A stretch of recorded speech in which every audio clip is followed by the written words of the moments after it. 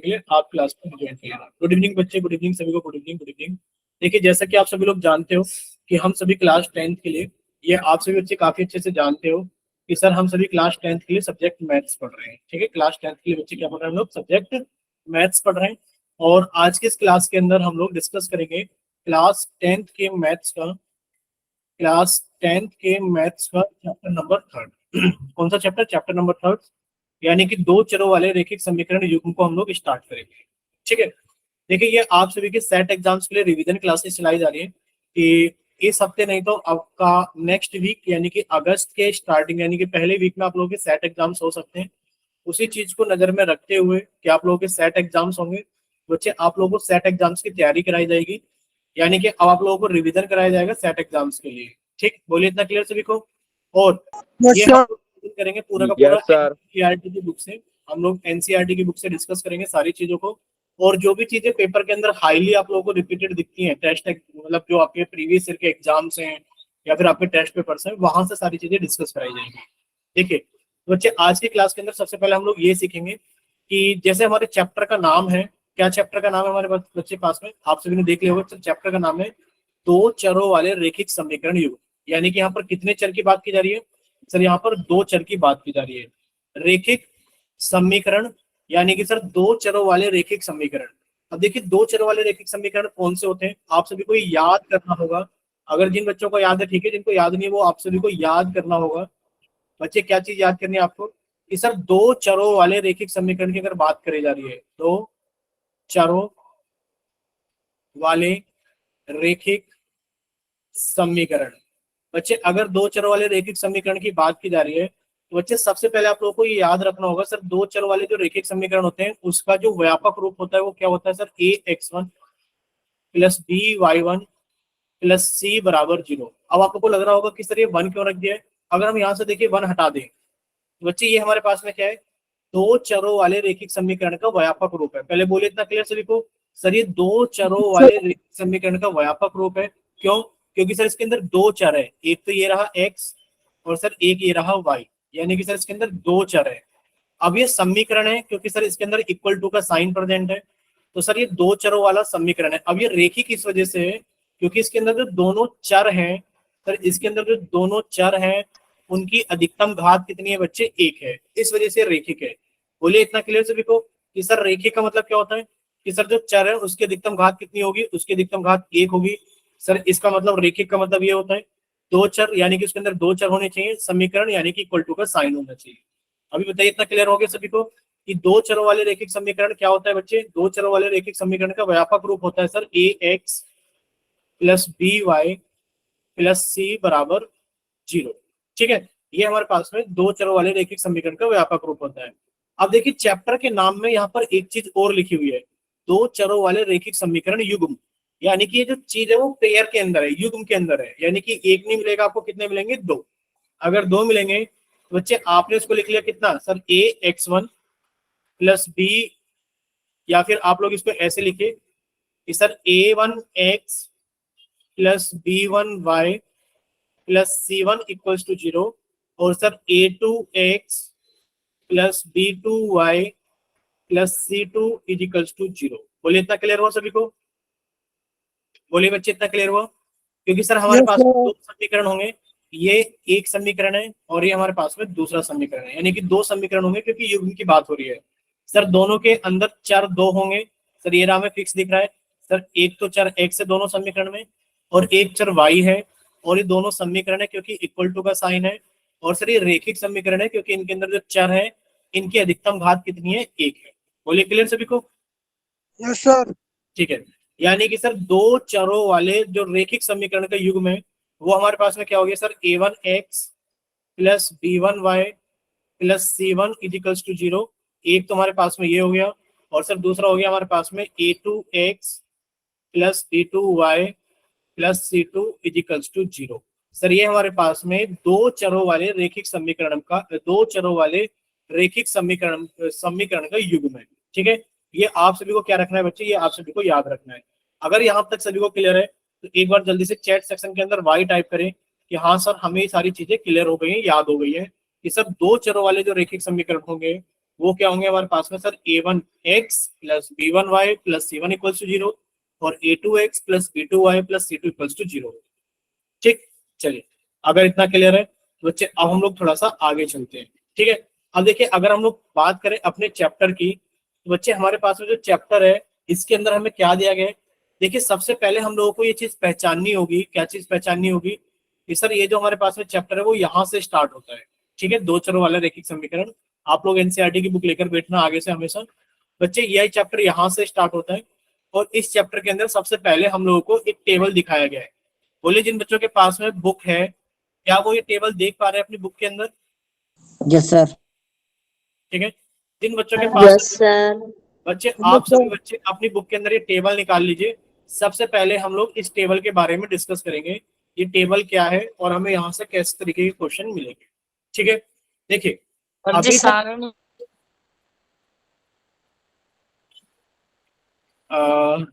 अभी कोई बोल रहा था क्या? सर जी ये तो सारणी है। हाँ बच्चे, सारणी है, लेकिन पर यहाँ से क्वेश्चन आते हैं। सारणी मतलब टेबल एक ही चीज होती है, इंग्लिश में टेबल बोलते हैं, हिंदी में सारणी। ये बताइए आप सभी को दिख रहा है ना अपनी एनसीईआरटी की बुक में? Yes sir. Yes sir. ठीक है बच्चे, अगर आप सभी को अपनी एनसीईआरटी की बुक में दिख रहा है तो आप लोग प्लीज, रिक्वेस्ट है आप सभी से कि आप लोग जब इसको देखोगे तो बच्चे यहाँ पर एक चीज लिखी हुई है। क्या लिखी हुई है कि सर हम देखिए सबसे पहले लिखा है a1/a2, सर b1/b2, c1/c2। सभी को दिख रहा है ना जहां पर हमने राइट का निशान लगाया है? ठीक है, यस सर। हाँ आपको ना इसी टेबल की हेल्प से एग्जाम के अंदर Yes, बहुत sir. सारे क्वेश्चन मिलेंगे। अब क्वेश्चन कैसे मिलेंगे वो समझिए और हम लोग डिस्कस करते हुए आगे की तरफ चलेंगे। देखिए बच्चे, सबसे पहले आप लोगों को दो चरों वाले रैखिक समीकरण के युग्म दिए जाएंगे। मान लीजिए a1x plus b1y plus c1 equals to 0, एक समीकरण तो ये है हमारे पास में। और बच्चे दूसरा समीकरण है हमारे पास में a2x plus b2y plus c2 equals to 0, ये हमारे पास में दूसरा समीकरण है। ठीक है, अब आपको यहाँ पर लिखा हुआ है अनुपातों की तुलना करने पर आपको ये बताना है कि सर हमारे पास में जो रैखिक समीकरण के युग्म दिए गए उनके कितने हल होंगे। अब बच्चे आप लोग कॉपी के अंदर स्टार लगा के लिख लेना, स्टार लगा के लिख लेना। बच्चे अगर a1/a2, ये आप सभी को याद होना चाहिए कि सर अगर a1/a2 हमारे पास में क्या होता है, is not equals to b1/b2 होता है। बच्चे रेखाएं कैसी होती हैं, प्रतिच्छेद करती हैं। रेखाएं क्या होती हैं, एक दूसरे को प्रतिच्छेद करती हैं। और बच्चे उनका केवल एक हल होता है। क्या होता है बच्चे, केवल एक हल होता है। तो आपको याद रखना है कि sir a1/a2 is not equals to b1/b2। तो सर रेखाएं कैसी होंगी, प्रतिच्छेदी रेखाएं होंगी। बोलिए सभी को याद रहेगा, प्रतिच्छेदी रेखाएं होंगी। बोलिए, यस सर। रेखाएं कैसी होंगी, प्रतिच्छेदी रेखाएं होंगी। और हल कितने होंगे बच्चे, केवल एक हल होगा, केवल एक हल होगा। ठीक है, केवल एक हल होगा। अगर हमारे पास में बच्चे क्या आ जाता है, अगर हमारे पास में a1/a2 is equals to b1/b2 is equals to c1/c2, अगर तीनों रेशियो बराबर आ जाते हैं तो बच्चे रेखाएं कैसी होंगी, प्रतिच्छेदी नहीं होंगी। इस बार रेखाएं कैसी होंगी बच्चे, रेखाएं संपाती होंगी। कैसी होंगी रेखाएं, संपाती होंगी। संपाती होंगी रेखाएं, बताइए बच्चे जल्दी से, याद रहेगा सभी को, संपाती Yes, sir. रेखाएं होंगी। Yes sir. तो इनके हल कितने होंगे बच्चे, इनके हल होंगे अपरिमित रूप से अनेक हल। ठीक है, अपरिमित अपरिमित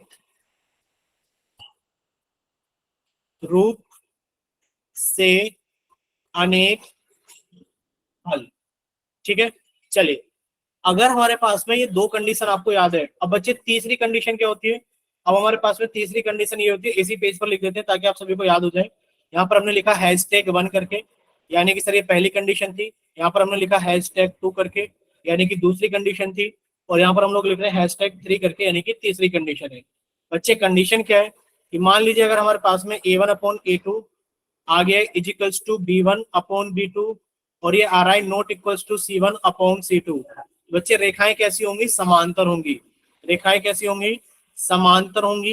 ये आपको याद रखना है, रेखाएं कैसी होंगी, समांतर होंगी। और कोई भी हल नहीं होगा, कोई भी हल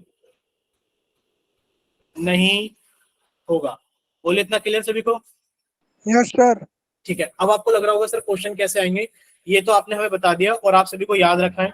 बच्चे याद क्या कर लेना है आप सभी को, याद करने के लिए हमने आपको बता दिया है। देखिए 3 वर्ड आए हैं कि सर #1 था कि सर अगर A1/A2 is not equals to B1/B2 था तो सर रेखाएं कैसी थी, सर रेखाएं सॉरी प्रतिच्छेदी थी, सर रेखाएं प्रतिच्छेदी रेखाएं थी। और आपरिमित कितने हल थे बच्चे, केवल एक हल था, केवल एक हल। ठीक सर, #2 करके हम लोगों ने लिखा, #2 करके क्या लिखा बच्चे, #2 करके लिखा कि A1/A2 अगर इक्वल्स टू आता है B1/B2 के, इक्वल्स टू आता है C1/C2 के। बच्चे रेखाएं कैसी होंगी, रेखाएं संपाती होंगी। रेखाएं कैसी होंगी, रेखाएं संपाती होंगी। और बच्चे कितने हल होंगे, अनेक हल होंगे। कितने होंगे, अनेक हल होंगे। बोले क्लियर? Yes sir. तीसरा अभी पढ़ा कि सर अगर A1/A2 इजिकल्स टू हो जाता है B1/B2 is not equals to होता है C1/C2 के। बच्चे रेखाएं कैसी होंगी, रेखाएं समांतर होंगी। और बच्चे कितने हल होंगे, आप कहोगे सर कोई भी हल नहीं होगा, कोई भी हल नहीं होगा। बोलिए क्लियर, बोलिए बच्चे क्लियर? Yes sir. ठीक है, अब क्वेश्चंस देखते हैं बच्चे की हमारे क्वेश्चंस कैसे आते हैं इस पर। देखिए एक्सरसाइज अगर हम लोग बात करें प्रश्नावली 3.1 की, सभी को सामने दिख रही होगी। फिर अगर हम लोग बात करें एक्सरसाइज 3.1 की, तो अभी हम लोग पहले क्वेश्चन की बात नहीं करेंगे 3.1 के अंदर। सर पहले क्वेश्चन की बात इसलिए नहीं करेंगे क्योंकि ये वर्ड प्रॉब्लम्स हैं। सर वर्ड प्रॉब्लम्स हम लोग बाद में डिस्कस करेंगे, पहले हम लोग थोड़ी सी जनरल प्रॉब्लम्स को डिस्कस करेंगे जो आसान और पेपर में आती हैं। जैसे कि क्वेश्चन नंबर 2 हम लोग सबसे पहले डिस्कस करेंगे कि अनुपातों A1/A2 B1/B2 C1/C2 की तुलना कर ज्ञात कीजिए कि निम्न समीकरण युग्म द्वारा निरूपित बिंदुएं एक बिंदु पर प्रतिच्छेद करती हैं, या फिर रेखाएं समांतर हैं, या फिर संपाती हैं। सबसे पहले हम लोग इस क्वेश्चन को हल करेंगे। ठीक है, जैसे कि सर इस क्वेश्चन के अंदर हमारे पास में 3 पार्ट है। जिनके पास में बुक होगी उनको सभी बच्चों को दिख रहा होगा। सर इस वाले क्वेश्चन के अंदर 3 पार्ट है। क्या अभी तीनों पार्ट सभी को स्क्रीन पे दिख रहे हैं, बताइए? Yes sir. ठीक है, तो हम बाकी क्वेश्चन की इंफॉर्मेशन लिख देते हैं कि बच्चे क्वेश्चन नंबर 2 है, ये क्वेश्चन नंबर 2 है, और ये कौन सा क्वेश्चन नंबर 2 है, NCERT की जो एक्सरसाइज है हमारे पास में, NCERT एक्सरसाइज 3.1 बच्चे क्वेश्चन नंबर 2 है। ठीक है, देखिए यहाँ पर आपसे एक समीकरण दी गई है बच्चे। पहली समीकरण का जो युग्म है वो लिखा हुआ है 5x माइनस के 4y प्लस के 8 बराबर 0। बच्चे इसी में जो दूसरा है हमारे पास है वो कितना है, 7x प्लस के 6y माइनस के 9 बराबर 0। यहां तक किसी बच्चे को कोई डाउट, ये बताइए? No sir. चलिए, यहां तक किसी बच्चे को कोई डाउट नहीं है। अगर यहां तक किसी बच्चे को कोई डाउट नहीं है तो सबसे पहले आप लोग इसको देखना कि सर अगर हम लोग 5x माइनस 4y प्लस 8 बराबर 0 को देखें, और बच्चे अगर हम इसको कंपेयर करें, देखिए हमने इसको इक्वेशन को नाम दे दिया पहली इक्वेशन, और इक्वेशन को नाम दे दिया हमने दूसरी इक्वेशन। ठीक है, अगर हम लोग पहली इक्वेशन से देखें बच्चे, तो पहली इक्वेशन हमने मानी थी A1x plus B1y plus C1 equals to 0। बच्चे आप बताइए जरा A1 की वैल्यू कितनी आएगी? सर A1 की वैल्यू तो 5 होगी। A1 की वैल्यू कितनी हो गई, 5। बच्चे B1 की वैल्यू कितनी हो गई? देखिए बच्चे B1 की वैल्यू हो गई माइनस के 4। और बच्चे C1 की वैल्यू कितनी हो गई? सर C1 की वैल्यू हो गई 8। बोलिए इतना क्लियर सभी को? Yes sir. ठीक है, यानी कि सर हमें इतना पता लग गया A1 की वैल्यू 5, B1 की वैल्यू माइनस के 4 और C1 की वैल्यू 8 है। अब देखिए ये आप सभी को बहुत अच्छे से समझ में आया। बट देखो अगर कोई डाउट है ना तो पूछ लीजिए, कोई दिक्कत नहीं है। कि सर A1 की वैल्यू तो हम लोगों ने 5 लिखी है, सर B1 की वैल्यू हम लोगों ने माइनस के 4 लिखी है, और C1 की वैल्यू हम लोगों ने 8 लिखी है। क्यों? देखिए बच्चे C1 के प्लेस पे लिखा 8, तो हमने बच्चे प्लस के 8 की जगह 8 लिखा। बच्चे B1 के प्लेस पे लिखा माइनस के 4, तो आपने माइनस के 4 लिखा। A1 के प्लेस पे 5 लिखा तो आपने 5 लिखा। यानी कि जो माइनस साइन है वो बच्चे इंक्लूड हो जाएगा। ठीक है, प्लस का साइन लिखने की कोई जरूरत नहीं है। अब जो दूसरी इक्वेशन थी वो क्या थी? सर दूसरी इक्वेशन थी हमारे पास में 7x प्लस के 6y माइनस के 9 बराबर 0। तो ये हमारे पास में सेकंड इक्वेशन थी। अगर हम यहाँ से देखें बच्चे अगर हम इसको कंपेयर करें a2x, ध्यान से देखना, प्लस b2y प्लस c2 बराबर 0 से अगर कंपेयर करें तो बच्चे a2 की वैल्यू कितनी आ गई है? बच्चे a2 की वैल्यू आ गई है हमारे पास में 7। बच्चे b2 की वैल्यू कितनी आ गई है? बच्चे b2 की वैल्यू आ गई है 6। और अगर हम लोग c2 की बात करें, बच्चे c2 की वैल्यू कितनी आ गई है? माइनस के 9। बोले क्लियर? Yes, sir. ठीक है बच्चे, अब आपके पास में a1 a2 a1 b1 c1 और a2 b2 c2 सब कुछ है। बच्चे अगर आप a1 अपॉन a2 निकालोगे तो कितना आ गया? सर a1 अपॉन a2 आ गया हमारे पास में 5/7। कितना आ गया? 5/7। अगर हम लोग b1 अपॉन b2 निकाले तो बच्चे कितना आ गया हमारे पास में b1 अपॉन b2? सर ये आ गया -4/6।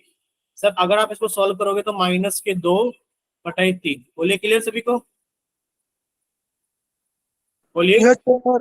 बच्चे 2 से काटा, 2 दूनी 4, 2 तिया 6। बस आप हमें ये बताइए, Yes, sir. a1 upon a2 और b1 अपॉन b2 बराबर दिख रहे हैं? आप कहोगे सर नहीं दिख रहे। यानी कि सर हमें a1 upon a2 is not equals to b1 upon b2 दिख रहा है। a1 upon a2 is not equals to b1 upon b2 दिख रहा है। देयरफॉर जब sir a1 upon a2 not equal to b1 upon b2 होता है, बच्चे बताइए कितने हल होते हैं? आप कहोगे सर एक हल होता है। कितना होता है? एक हल। यानी कि रेखाएं कैसी होती है? सर हमें अगर रेखाएं बतानी है तो रेखाएं कैसी होती है? प्रतिच्छेदी होती है। रेखाएं कैसी होती है? रेखाएं प्रतिच्छेदी होती है। बोलिए इतना क्लियर सभी को? Yes, sir. ठीक है, अब आप लोग नोट कर लेना। सर पहला क्वेश्चन ये रहा। अब देखो ये बहुत डिटेल में हम लोगों ने सीखा है, तो अब हम लोग जब इसका सेकंड पार्ट करेंगे बच्चे शायद इतना टाइम हमें ना लगे। देखिए सेकंड पार्ट हम लोग अगले पेज पर लेकर चल रहे हैं। अगर देखें हम इसका सेकंड पार्ट देखें तो शायद सेकंड पार्ट में इतना टाइम हम लोगों को ना लगे। ठीक है, देखिए अगर हम लोग बात करें a1, बच्चे इसको अगर आप देखोगे तो सर a1 की वैल्यू कितनी है? 9। सर a1 की वैल्यू कितनी आ गई? 9। बच्चे b1 की वैल्यू कितनी आ गई? आप कहोगे सर b1 की वैल्यू आ गई हमारे पास में 3। बच्चे c1 की वैल्यू कितनी आ गई? सर c1 की वैल्यू आ गई हमारे पास में 12। बोले क्लियर सभी को? Yes, sir. ठीक है, अब आप हमें बताइए बच्चे a2 की वैल्यू कितनी आ गई? 18। बच्चे a2 की वैल्यू आ गई है 18। बच्चे b2 की वैल्यू कितनी आ गई है? 6। आपने लिखा सर b2 की वैल्यू आ गई है 6। बच्चे c2 की वैल्यू कितनी आ गई है? 24। आपने लिखा c2 की वैल्यू आ गई है 24। बच्चे अगर आप यहां से निकालने लगे a1 अपॉन a2, बच्चे a1 अपॉन a2 कितना आ गया? 9/18। यानी कि सर आ गया 1/2। यानी कि सर a1 अपॉन a2 कितना आ गया? 1/2। बच्चे अगर हम लोग देखें b1 अपॉन b2 कितना आ गया? बच्चे ये भी 1/2 आ गया। यानी कि आपने कहा सर b1 अपॉन b2 भी कितना आ गया? 1/2। और अगर हम लोग c1 अपॉन c2 की बात करें, बच्चे c1 अपॉन c2 कितना आ गया? सर ये आ गया 1/2। 12 एकम 12, 12 दूनी 24। बोलिए क्लियर सभी को? Yes, sir. यानी हमें साफ साफ दिखाई दे रहा है कि सर a1 अपॉन a2 बराबर है b1 अपॉन b2 के और बराबर है c1 अपॉन c2 के। देयरफॉर अगर तीनों हमारे जो अनुपात है बराबर होते हैं तो रेखाएं कैसी होती हैं? सर रेखाएं समपाती होती हैं। बोलिए क्लियर? Yes, sir. ठीक है, समपाती का मतलब क्या होता है? सर एक रेखा ये रही तो बच्चे दूसरी रेखा इसी रेखा के ऊपर होगी। क्लियर सभी को? Yes, sir. ठीक है, और इसके अंदर अगर हम लोग बात करें तो बच्चे संपाती जब रेखाएं होती है तो कितने सॉल्यूशन, कितने हल होते हैं? Sir, अनेक हल। अनेक, अपरिमित रूप से अनेक। ठीक है, चलिए नेक्स्ट अगर हम लोग बात करें बच्चे, इसका थर्ड क्वेश्चन है। अब आप लोग जल्दी से सॉल्व करेंगे नोटबुक के ऊपर और फिर कैमरा ऑन करके दिखाएंगे या फिर आप अपना आंसर चैट सेक्शन में लिखकर भेजेंगे कि सर इसके अंदर a1 upon a2, b1 upon b2 और c1 अपॉन c2 कितना आ रहा है।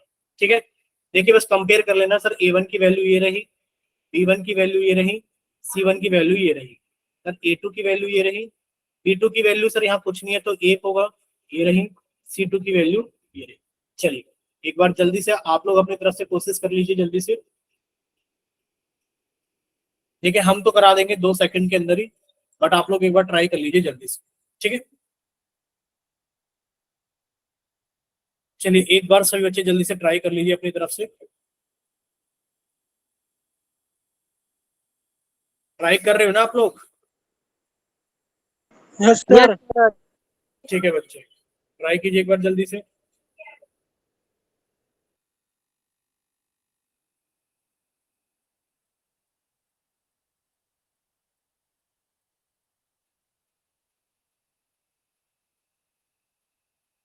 जिस बच्चे का हो जाए वो एक बार किसी का हो गया है शायद, अजय कुमार के नाम से हो गया है।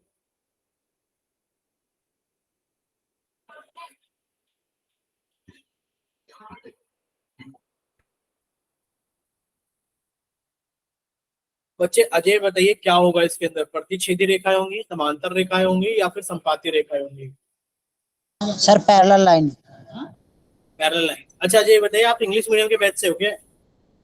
Sir English medium. दोबारा बोलिए, हिंदी इंग्लिश? Sir English. अच्छा तो आप हिंदी मीडियम वाले बैच में क्यों ऐड है? अच्छा ये बताओ कितने बच्चे हैं जो इंग्लिश मीडियम के बैच से हैं, बताना जरा एक बार। अच्छा जो बच्चे इंग्लिश मीडियम के बैच से है ना, वो चैट सेक्शन के अंदर ई लिख कर भेज दो जरा एक बार।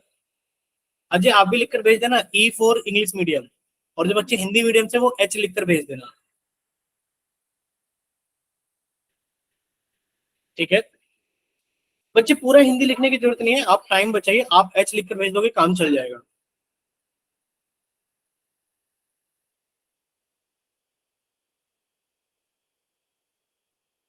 अभी देखिए 5 बच्चों का रिप्लाई आ गया। 1 2 3 4 5 6 7 8, 8 बच्चों का रिप्लाई आ गया। 9 बच्चों का आंसर आ गया, 9 बच्चों का रिप्लाई आ गया मतलब। देखो बाकी सारे ही हिंदी मीडियम के हैं अजय, आप ही इंग्लिश मीडियम के हो। अच्छा कोई और बच्चा इंग्लिश मीडियम का है क्या अजय के अलावा, ये बताना। इसके अलावा कोई और बच्चा इंग्लिश मीडियम का है क्या?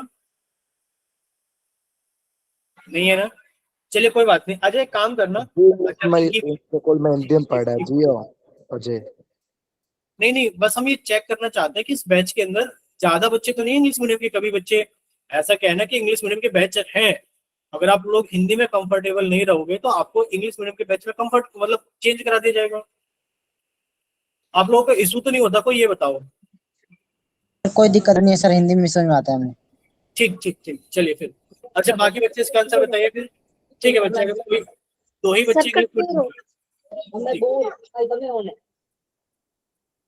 चलिए तो अब आप लोग इसका आंसर भेजिए।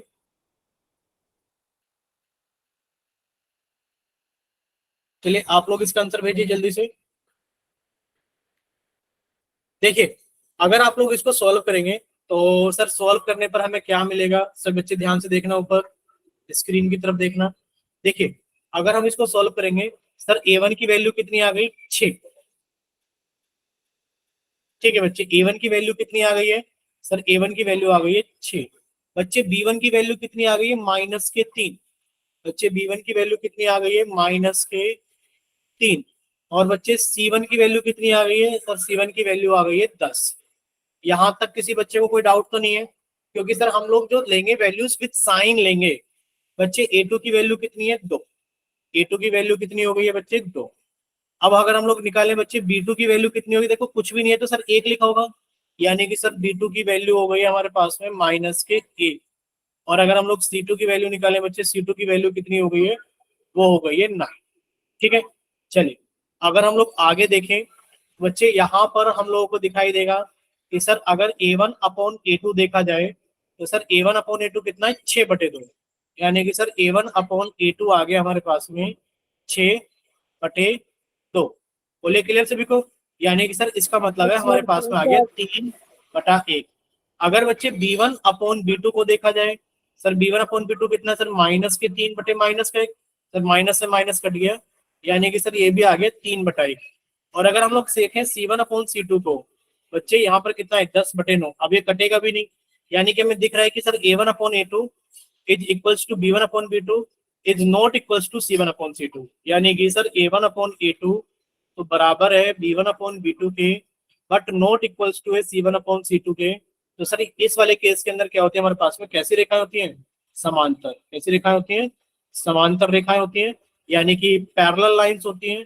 यानी कि सर इस केस के अंदर कितने हल होते हैं, कोई भी हल नहीं, कोई भी हल नहीं। ठीक है चलिए, देखिए बच्चे अगर हम लोग आगे चलें बच्चे, इसमें क्वेश्चन नंबर 3 देखिए, इस एक्सरसाइज में क्वेश्चन नंबर 3 देखिए क्या लिखा हुआ है। क्वेश्चन नंबर 3,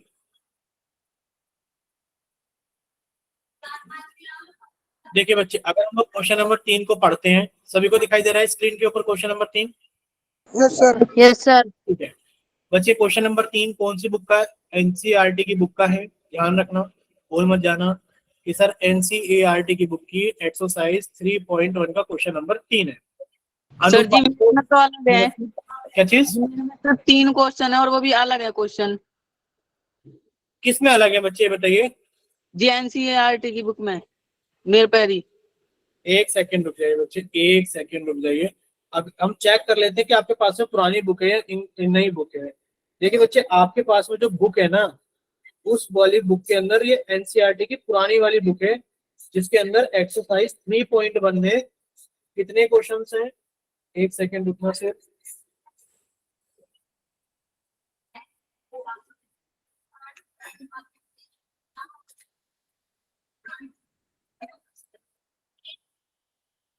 देखिए बच्चे, हम आपको कुछ चीजें दिखाना चाहते हैं, एक सेकंड रुकिए। अभी स्क्रीन हटा दिए, अभी स्क्रीन फिर से शेयर कर देंगे। ये आप सभी को दिख रहा होगा। इस तरह ये पुरानी बुक है और पुरानी बुक में एनसीईआरटी की एक्सरसाइज 3.1 में दिख रहा है सभी को 3.1? यस नहीं, सर। इसमें 3 ही क्वेश्चन है, बट ये पुरानी बुक है। बट ये पुरानी बुक नहीं चल रही है, आपको पता है, बुक चेंज हो गई है। ठीक है, बुक चेंज हो गई है, नई बुक चल रही है। बच्चे, नई बुक से ही आप लोगों को पढ़ाया जा रहा है। जो आप लोगों के सामने स्क्रीन शेयर है, अभी देखो सभी के सामने स्क्रीन शेयर हो गई होगी। बच्चे, इस स्क्रीन के ऊपर आप लोग बहुत अच्छे से देख पा रहे हो कि सर ये चैप्टर जो है वो एनसीईआरटी की बुक से है। देखो, हम आपको एक चीज दिखाना चाहते हैं सभी बच्चों को, ताकि आप लोगों का सारा कंफ्यूजन खत्म हो जाए कि सर ये एनसीईआरटी की बुक से है। और ये देखिए नया सिलेबस है 2023 एंड 2024, दिख रहा है सभी को नीचे लिखा हुआ? Yes sir. तो बच्चे, नई बुक से सिलेबस कराया जा रहा है, तो नई बुक ही आप लोगों के स्टैट एग्जाम्स में आएगी। पुरानी बुक से सिलेबस रिड्यूस हो चुका है, तो हम आपको नई बुक से ही पढ़ा रहे हैं। आप बोलिए, क्लियर हुआ सभी को? जो बच्चे बोल रहे हैं कि यस सर सर। हाँ, वो 3 क्वेश्चन वो पुरानी बुक में है बच्चे। तो आप थोड़ा सा बुक, ये वाली जो पीडीएफ है ना, आपको ग्रुप पे डाल देंगे, ठीक है? आप लोग इस पीडीएफ से पढ़ना फिर। चलिए, तो हम लोग कहाँ पहुंच गए थे सर? हम लोग यहाँ पर बात कर रहे थे कि सर एनसीईआरटी की बुक के अंदर क्वेश्चन नंबर 3 एक्सरसाइज 3.1 का हम लोग डिस्कस कर रहे हैं, जिसके अंदर क्वेश्चन क्या है बच्चे? क्वेश्चन ये है कि अनुपातों A1 upon B2, A1 upon A2, B1 upon B2, C1 upon C2 की तुलना कर। यानी कि आपको इन अनुपातों की क्या करनी है बच्चे? तुलना करनी है। तुलना कर ज्ञात कीजिए कि निम्न रेखिक समीकरणों के युग्म संगत है या असंगत। बोले क्लियर? यानी कि संगत या फिर असंगत बताना है। अब देखो, आप कहोगे सर संगत और असंगत तो हमने नहीं पढ़े। अब संगत और असंगत आप लोग लिख लीजिए। देखिए, अगर हमारे पास में A1 upon A2 is not equals to होता है सर B1 अपॉन B2, तो आप कहते हो कि सर रेखाएं कैसी होती हैं? सर रेखाएं प्रतिच्छेदी होती है। कैसी होती है? रेखाएं प्रतिच्छेदी होती है। फिर आप लोग कहते हो सर कितने हल होते हैं? आप कहोगे कि सर केवल एक हल होता है। कितने हल होते हैं? केवल एक हल होता है। और अगर पूछा जाए संगत या असंगत, बताइए, संगत या फिर असंगत, तो आप कहोगे सर ये संगत होता है। कैसा होता है? संगत होता है बच्चे। कैसा होता है? संगत होता है। ठीक है, ये आपको याद रखना है।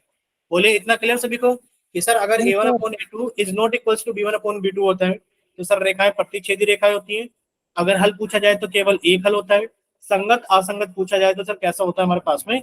संगत होता है। बच्चे, दूसरा हम लोग जानते हैं A1 upon A2 is equals to B1 upon B2 is equals to C1 upon C2। बच्चे, रेखाएं कैसी होती हैं? रेखाएं बताइए कैसी होती हैं? संपाती होती हैं। रेखाएं कैसी होती हैं? संपाती होती हैं, यानी कि कोइंसिडेंट होती है, एक के ऊपर एक होता है। हल अगर पूछा जाए कितने हल होते हैं? आप कहोगे सर अनेक हल होते हैं। कितने हल होते हैं? अनेक हल।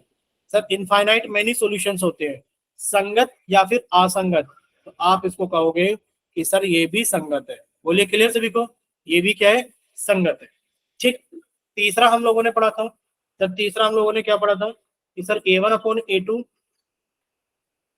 Is equals to B1 upon B2 और is not equals to A1 upon A2 is equals to B1 upon B2 is not equals to C1 upon C2। बच्चे, कैसा होता है बताइए? समांतर होता है। रेखाएं कैसी होती हैं? सर रेखाएं समांतर होती हैं। ठीक है। अगर हल पूछा जाए बच्चे, हल कैसा होता है? कोई भी हल नहीं। ठीक है। यानी कि कोई भी हल नहीं, इसका मतलब कोई भी हल नहीं होता है। अब बच्चे बताइए क्या चीज बताइए, संगत असंगत। तो आप कहोगे सर इस पे स्टार लगा लो, और ये कैसा होता है सर, असंगत। बोलिए क्लियर। Yes sir. ठीक है, एक पर ही स्टार लगाना है कि सर ये रहा, हमने बॉक्स में बंद कर दिया है कि ये असंगत होता है, बाकी दोनों कैसे होते हैं, संगत होते हैं। ठीक है, चले आगे। Yes sir. तो यहाँ पर हम लोगों से पूछा जा रहा है बच्चे संगत असंगत, तो आप लोगों को पता ही लग गया सर संगत असंगत की बात चल रही है, तो हमें कुछ खास करना नहीं है। सर पहला क्वेश्चन ये रहा। अच्छा, इसको काम करते हैं, यहीं पर लिख लेते हैं। देखिए बच्चे पहला क्वेश्चन क्या है, सर पहला क्वेश्चन ये रहा, 3x प्लस 2y बराबर 5, 2x माइनस के 3y बराबर के 7। देखिए आप लोगों ने एक चीज और नोट की होगी, क्या चीज नोट की है कि सर अगर हम लोग बात करें a1x plus b1y plus c1 equals to 0, या तो इस तरफ 0 होता है, या तो दोनों इक्वेशन में इस तरफ 0 हो, या तो दोनों इक्वेशन में इस तरफ क्या हो, 0 हो। ठीक है, या तो इस तरफ दोनों इक्वेशंस में क्या हो, 0 हो, या फिर sir a1x plus b1y equals to c1 हो, और a2x plus b2y equals to c2 हो। यानी कि इक्वल टू के बाद इस तरफ दोनों तरफ क्या हो, नंबर्स हो। बोलिए क्लियर सभी को। Yes sir. ठीक है, यस सर। हाँ अब हमें इसे चेंज करने की जरूरत नहीं होगी, यानी कि सर हम इसमें direct a1/a2 b1/b2 c1/c2 check कर लेंगे। कैसे कि सर अगर a1/a2 देखा जाए तो सर a1/a2 कितना आ गया, सर ये आ गया हमारे पास में 3/2। अगर बच्चे हम लोग b1/b2 को चेक करें, बच्चे b1/b2 कितना आ गया, सर b1/b2 आ गया हमारे पास में माइनस के 2/3। यानी कि आप कहोगे सर 2 बटा माइनस के 3 है, बच्चे माइनस का देखिए ना तो ऊपर है ना नीचे है, यानी कि माइनस लिख दिया गया है कि ये नंबर माइनस में है। कितना आ गया, 2/3। क्या a1/a2 और b1/b2 बराबर है, आप कहोगे नहीं sir, a1/a2 is not equals to b1/b2। बोलिए clear, a1/a2 is not equals to b1/b2। बच्चे बताइए संगत असंगत, आप कहोगे सर ये संगत कहलाएगा। कैसा कहलाएगा, संगत कहलाएगा। बोलिए क्लियर। Yes sir. ठीक है, अगर ये क्लियर है बच्चे, सेकंड क्वेश्चन आप लोग जल्दी से ट्राई कर रहे हो अपनी तरफ से। ये रहा सेकंड क्वेश्चन, ये रहा कि बच्चे 2x माइनस के 3y बराबर 8, और सर लिखा है 4x माइनस के 6y बराबर 9। ठीक है, जल्दी से चेक कीजिए और बताइए हमें संगत या फिर असंगत। कीजिए ट्राई, सभी बच्चे जल्दी से ट्राई करेंगे।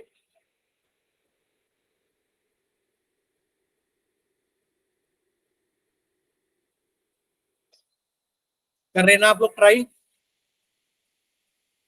Yes sir. ठीक बच्चे ट्राई कीजिए फिर।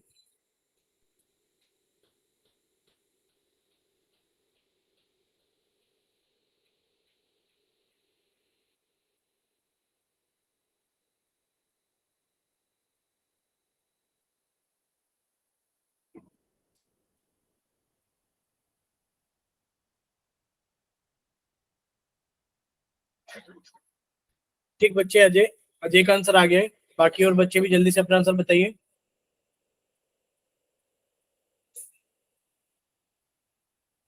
बस अजय ही सॉल्व कर रहे हैं क्या क्लास के अंदर। ठीक है, रिंकी का भी आंसर आ गया। देखो दोनों ही इंग्लिश मीडियम के स्टूडेंट हैं, दोनों का ही आंसर आ गया है पहले। लक्ष्मी देवी आप बताइए बच्चे, आप भी इंग्लिश मीडियम से हो क्या। Yes sir. ठीक है, लक्ष्मी देवी भी इंग्लिश मीडियम से, यानी कि इंग्लिश मीडियम के बच्चे थोड़ा जल्दी कर दे रहे हैं। अब देखो ऐसी बात नहीं है कि हिंदी मीडियम के बच्चे नहीं करते हैं, हिंदी मीडियम के बच्चे भी करते हैं जल्दी, पर आप लोग थोड़ा नहीं करते। कॉपी जरा कैमरा ऑन करके दिखाना, कितने बच्चों ने कॉपी पे सोल्व करने की कोशिश की, कैमरा ऑन करके दिखाइए जरा एक बार। चलिए अब से बच्चों एक बार सामने देख लीजिए स्क्रीन के ऊपर ही। देखिए सबसे पहले सर हम लोग निकालेंगे a1/a2। सर a1/a2 कितना आ गया, सर ये आ गया हमारे पास में 2/4, यानी कि सर सोल्व करने पर आ गया 1/2। तो फिर हम लोग निकालेंगे b1 upon b2। Sir b1 upon b2 कितना हो गया? सर ये रहा b1 -3 और सर ये रहा b2 -6। सॉल्व करेंगे तो कितना आ गया? सर ये भी आ गया 1/2, यानी कि सर b1 अपॉन b2 भी कितना आ गया हमारे पास में? 1/2। अब हम लोग निकालेंगे c1 अपॉन c2। बच्चे c1 अपॉन c2 कितना आ गया? सर ये आ गया 8/9। ये रहा c1 और ये रहा c2, सर 8/9। अब हम देखें तो बच्चे a1 upon a2 equals to है हमारे पास में b1 अपॉन b2 और ये इज नॉट इक्वल्स टू है c1 अपॉन c2। तो जाहिर सी बात है लाइंस कैसी होंगी? लाइंस समांतर होंगी, और जब रेखाएं समांतर होती हैं बच्चे हमारे पास में क्या होता है? असंगत। बोलिए क्लियर सभी को? Yes sir. Yes yes sir. ठीक है बच्चे, अगर इतना सभी को क्लियर है, हाँ बच्चे अगर इतना क्लियर है तो अब आप हमें बताइए, ये वाला क्वेश्चन नंबर 4 तो आप लोग कर ही लोगे, इसमें तो कोई डाउट ही नहीं है किसी को, 4th वाले में। तो बच्चे 4th वाला होमवर्क में करना है। अभी 3rd और 5th हम करा देते हैं, क्योंकि इसमें आपको कुछ चीजें और सीखनी होंगी। ठीक है, देखिए 3rd और 5th हम करा देते हैं। अच्छा ये बताइए, स्क्रीन पर क्वेश्चन दिख रहा है ना 3rd और 5th? Yes sir. ठीक है, यस सर। अब देखिए Yes, sir. अगर हम लोग देखें 3rd क्वेश्चन में, ध्यान से देखना है सर। जो 3rd क्वेश्चन है उसमें लिखा हुआ है 3/2x, 3/2x। सर साथ में लिखा हुआ है 5/3y, यानी कि प्लस में 5/3y इजिकल्स टू 7। देखिए सर यहाँ लिखा है 9x माइनस के 10y बराबर के 14। देखिए एक चीज तो इसके अंदर फिक्स है कि सर ये रहा a1, ये रहा b1 और ये रहा c1। सर ये रहा a2, ये रहा b2 और ये रहा c2। क्लियर सभी को? यस ठीक है, अब आप लोगों को एक चीज तो पता लग गई होगी देखते के साथ ही, क्या सर? सर अगर कोई बच्चा इसको सोल्व ना भी करे बच्चे, आप कहोगे sir a1 upon a2 positive आएगा। a1 अपॉन a2 कितना आएगा? सर ये पॉजिटिव आएगा, क्योंकि ऊपर भी पॉजिटिव है नीचे भी पॉजिटिव है। अगर देखा जाए सर b1 अपॉन b2 कितना आएगा? सर b1 अपॉन b2 यहाँ पॉजिटिव है यहाँ नेगेटिव है, तो सर नेगेटिव आएगा।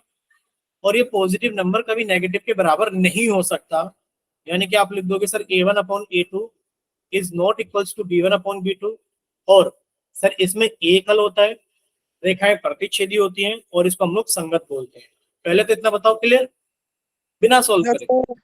ये हो गई Yes, बिना sir. सोल्व करे, ये लॉजिक है बिना सोल्व करे। आप लोगों को समझ में जरूर आया होगा कि सर अगर a1 अपॉन a2 निकालेंगे तो यहाँ पर भी पॉजिटिव यहाँ पर भी पॉजिटिव, तो ये पॉजिटिव आएगा। लेकिन पर सर अगर b1 अपॉन b2 निकालेंगे तो बच्चे पॉजिटिव और ये नेगेटिव, यानी कि आंसर नेगेटिव आएगा, यानी कि पॉजिटिव नेगेटिव के बराबर नहीं हो सकता। तो सर ये वो वाली बात हो गई कि हमने लॉजिक से समझ लिया, लेकिन पर सर इसको सोल्व कैसे करें? देखिए बच्चे a1 अपॉन a2 कितना आएगा? आप लोग देखिए बच्चे a1 अपॉन a2, बच्चे a1 है 3/2 अपॉन a2 है 9। आप लोग ये चीज याद रखना सॉरी, क्या चीज याद रखनी है बच्चे? अगर ऊपर एक भिन्न है, 3/2 एक भिन्न है ना, 3/2 एक फ्रैक्शन है, तो बच्चे आपको नीचे भी एक फ्रैक्शन ही लिखना पड़ेगा 9/1। अब बाहर बाहर की गुणा कर दो, यानी कि सर 3 गुणा 1 बटे नीचे नीचे की गुणा कर दो, 2 गुणा 9। सर ये आ गया हमारे पास में 3/9 दूनी 18, यानी कि सर 1/6। बोलिए इतना क्लियर सभी को कि सर 3/2 बटा 9 कितना आएगा हमारे पास में? सर ये 1/6 आएगा। बोलिए क्लियर? Yes sir. अगर हम लोग b1 अपॉन b2 निकालें कितना होगा? सर b1 की वैल्यू कितनी है? 5/3। बच्चे b2 की वैल्यू कितनी है? -10। अब देखिए सर ऊपर एक फ्रैक्शन है भिन्न है, तो नीचे भी भिन्न बनानी पड़ेगी।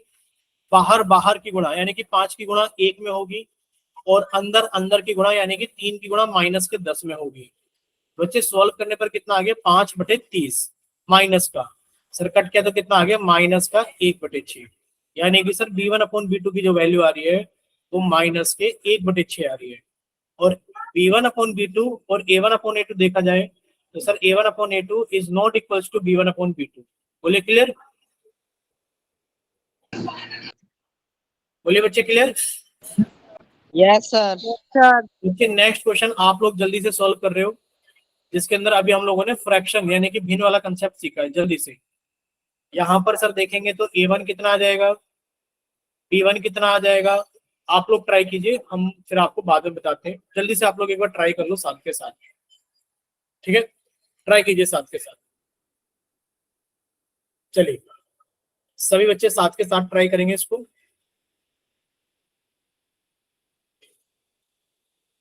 सभी बच्चे साथ के साथ ट्राई कीजिए इसको।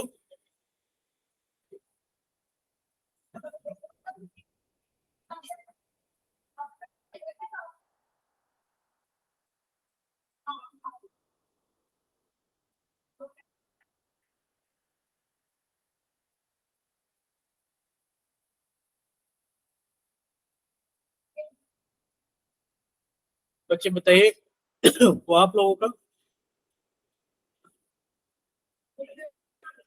बोलिए बच्चे हुआ? No sir. नहीं, कीजिए बच्चे, ट्राई कीजिए एक बार से बच्चे।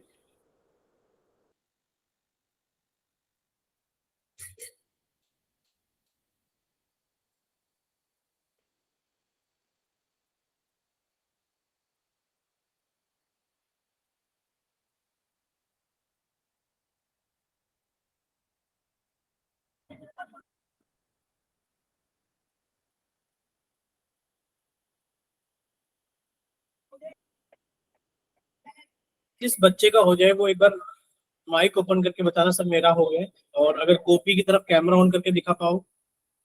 ठीक है बच्चे, रिंकी आप बताइए, आप कैमरा ऑन कर सकते हैं क्या?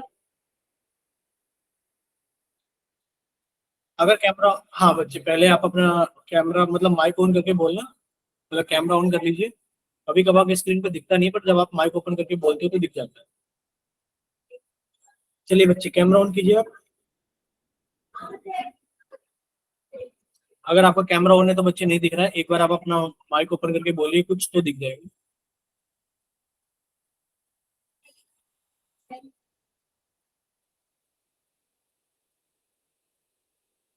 नितिन आप भी कैमरा ऑन कर सकते हो तो कैमरा ऑन करके दिखाइए बच्चे। जो बच्चे कैमरा ऑन करके दिखा सकते हो कैमरा ऑन करके दिखा दीजिए।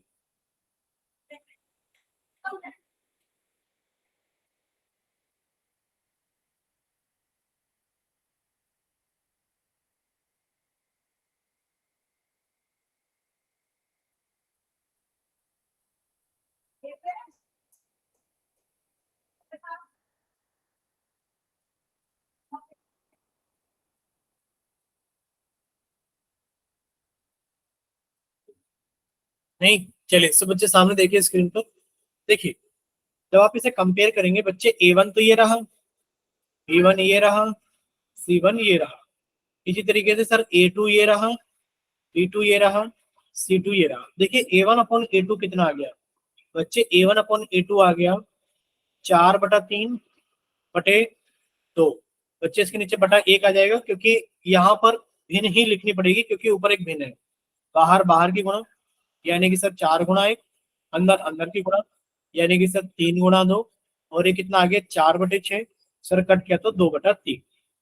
सर B1 अपॉन B2 कितना आ गया? सर ये कितना है 2, और ये कितना है 3। तो सर B1 अपॉन B2 भी कितना आ गया 2/3।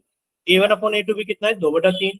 और अगर हम लोग देखें C1 अपॉन C2 कितना है बच्चे? C1 अपॉन C2 कितना हो गया सर? ये C1 तो हो गया 8 और C2 हो गया 12। बच्चे 4 से काटा 4 दूनी 8, 4 से काटा 4 से 12, यानी कि सर देखा जाए तो A1 upon A2 is equals to B1 upon B2 और is equals to C1 upon C2।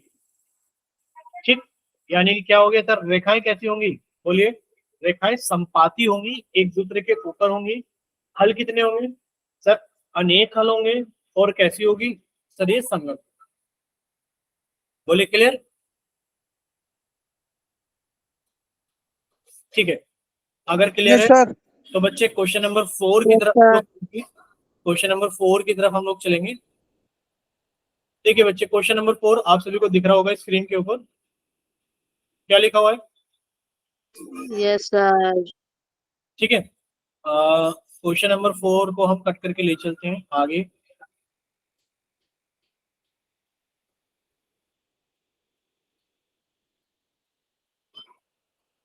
देखिए बच्चे क्या लिखा हुआ है इसके ऊपर, दिख रहा है ना सभी को क्या लिखा हुआ है? पढ़ पाओगे? देखिए, या और बड़ा करें, थोड़ा सा और बड़ा कर देते हैं। ये लीजिए, दिख रहा है सभी को? Yes sir. देखिए लिख रहा है हमारे पास में, क्या लिख रहा है कि सर निम्न रैखिक समीकरण के युग्म में से कौन से युग्म संगत असंगत है, यानी कि आपको बताना कौन संगत है कौन असंगत है। यदि संगत है तो ग्राफ्य विधि से हल ज्ञात कीजिए, अगर संगत है तो ग्राफ विधि से आपको उनको हल करना है। देखिए पेपर में बहुत कम आता है ग्राफ विधि के द्वारा क्वेश्चन करना, ठीक है, ग्राफ विधि पेपर में बहुत कम आती है। तो ग्राफ विधि हम लोग सीखेंगे नेक्स्ट क्लास के अंदर, ठीक है, सीखेंगे, ऐसी बात नहीं सीखेंगे। तो ये इस पे आप लोग एक बार होमवर्क लिख लीजिए कि होमवर्क में आप लोग ग्राफ विधि को सीखेंगे। अभी हम लोग क्वेश्चन नंबर 5 कर लेते हैं, ठीक है, जो चीज आसान है उनको हम लोग समझने की कोशिश कर लेते हैं, ठीक है। और रेखिक क्या नाम है, ग्राफ की विधि में थोड़ा सा टाइम लगेगा तो उसको नेक्स्ट क्लास के अंदर कर लेंगे। देखिए 5वां क्वेश्चन क्या है,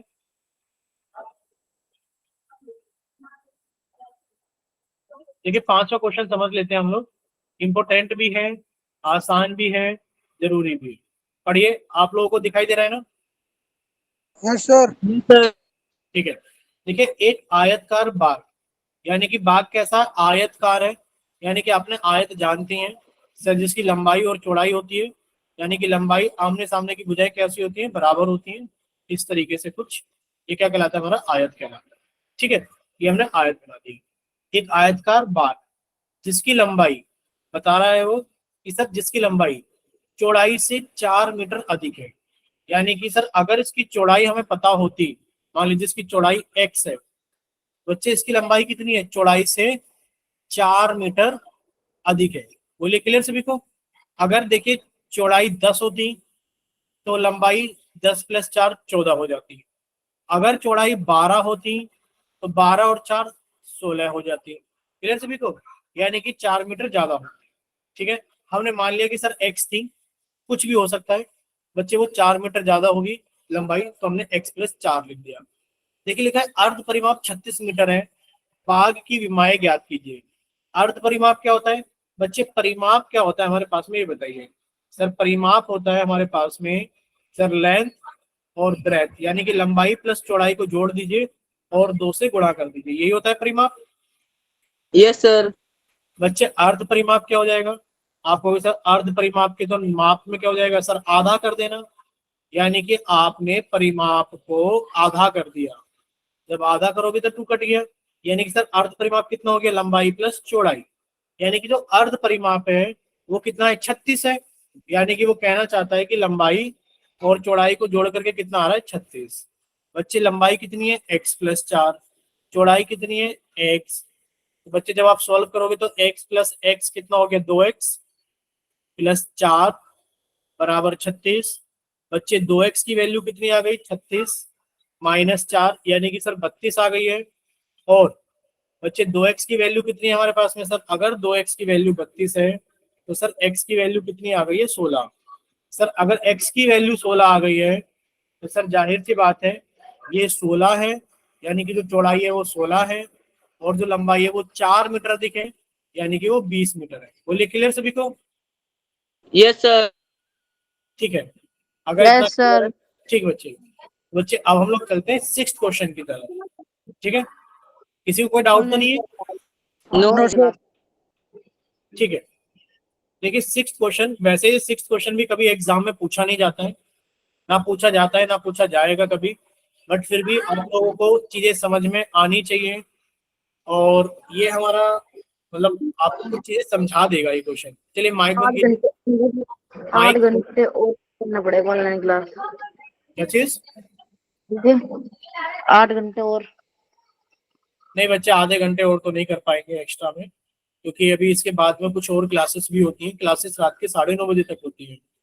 आप टेंशन मत लीजिए, आपका रिवीजन पूरा कराया जाएगा, कुछ भी चीज छूटेगी नहीं साइट एग्जाम से पहले, ठीक है, टेंशन मत लेना कोई भी, बस जितना कराया जा रहा है उतना कर लेना, आप लोग चीजें रिवाइज कर लेना, ग्रुप पर रिकॉर्डिंग मिल जाएगी, रिकॉर्डिंग देख लेना, कोई डाउट रह जाए बस इतना कर लेना, ठीक है। देखिए परेशान होने की जरूरत नहीं है।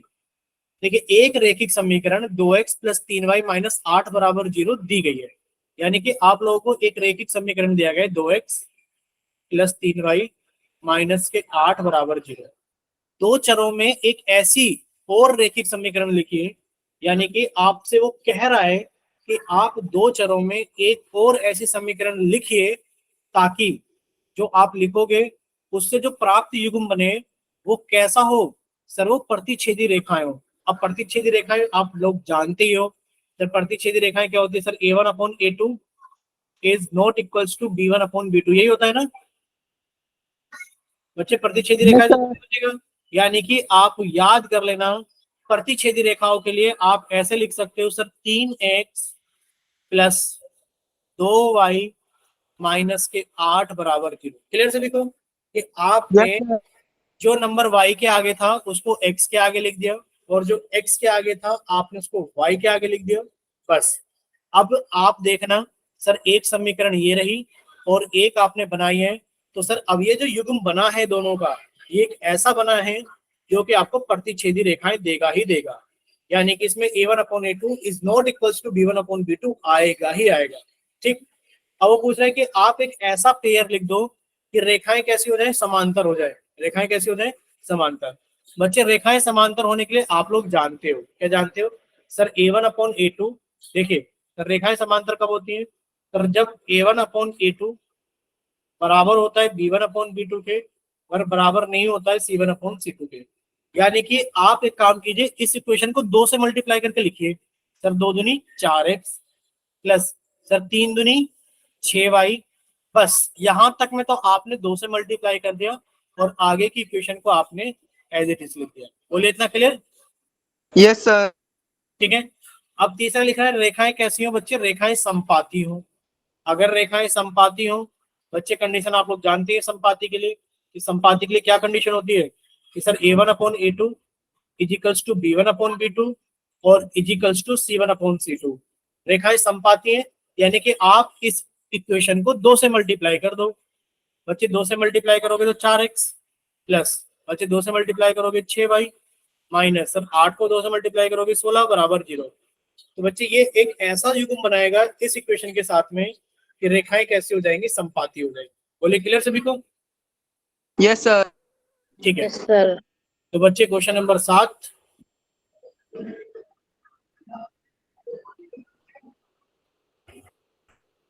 क्वेश्चन नंबर 7 भी हमारे लिए जरूरी नहीं है इतना, तो अब हम लोग डिस्कस कर सकते हैं इसकी वर्ड प्रॉब्लम्स। ठीक है, बताइए वर्ड प्रॉब्लम्स डिस्कस कर ले। Yes sir. ठीक है बच्चे वर्ड, हाँ बच्चे वर्ड प्रॉब्लम्स डिस्कस कर लेते हैं। पहले तो ये देखना कि वर्ड प्रॉब्लम्स आप लोगों को, एक सेकेंड रुकिए।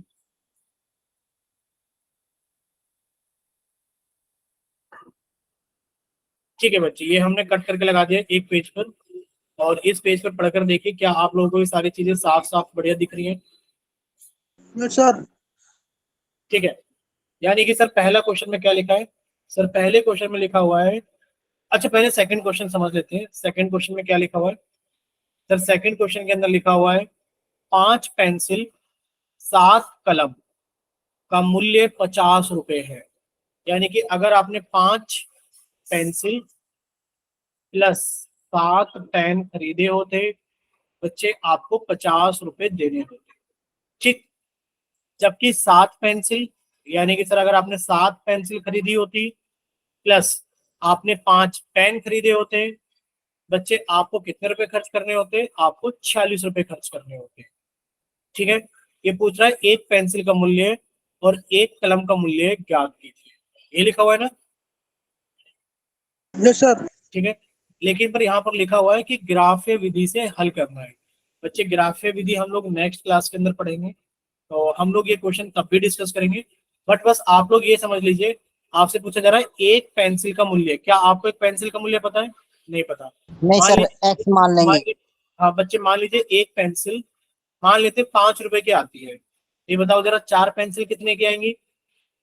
20। 20 की।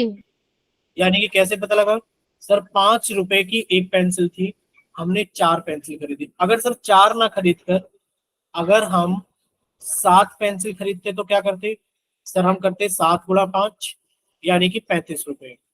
बस हमें ये चीज समझनी है, जब हमने करा एक पेंसिल की कीमत 5 रुपए, हमें तो पेंसिल की कीमत ही नहीं पता। बच्चे अगर हमने मान लिया कि एक पेंसिल की कीमत x रुपए है, एक पेंसिल की कीमत कितने? x रुपए। बच्चे बताइए 5 पेंसिल की कीमत कितनी हो जाएगी? आप कहोगे सर सर, 5 5x पेंसिल की कीमत हो जाएगी 5x। क्या आपको एक पेन की कीमत पता है? नहीं पता। आपने अपनी तरफ से मान लिया कि सर एक पेन y रुपीस का है। कितने का है? y का। बच्चे 7 पेन कितने के हो जाएंगे? 7 पेन हो जाएंगे सर 7y 7y के। बस, तो बच्चे ये कितना हो गया? 5x प्लस 7y बराबर कितना हो जाएगा हमारे पास में? सर 50। और सर 7 पेंसिल 7x की हो जाएंगी, सर 5 पेन 5y की हो जाएंगी, और रुपए कितने हो जाएंगे? 46। तो इस तरीके से हम लोग समीकरण बनाएंगे नेक्स्ट क्लास के अंदर। बोले क्लियर सभी को? Yes Yes, sir. sir. ठीक है, यस सर। चलिए तो बच्चे क्लास हम लोग यहीं तक रखेंगे, बाकी सब चीजें डिस्कस